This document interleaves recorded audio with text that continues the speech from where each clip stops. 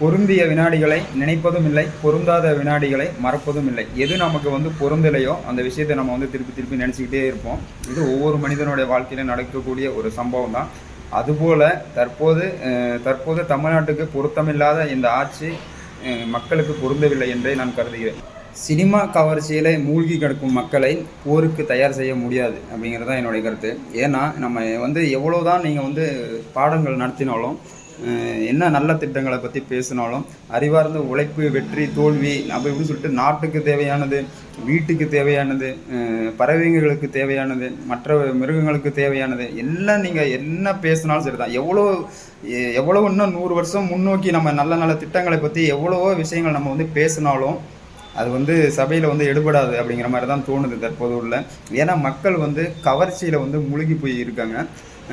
என்னைய பொறுத்தவரைக்கும் என்ன அப்படின்னாக்கா, எதை நம்ம வந்து சரின்னு நினைக்கிறோமோ அது வந்து தவறாக போகக்கூடிய காலகட்டம். எனக்கு என்னமோ தற்போது வந்து தமிழ்நாட்டுக்கு நேரம் சரியில்லை, மக்களுக்கு வந்து சனி பிடிச்சிருக்கிற மாதிரி தோணுது. நன்றி, வணக்கம்.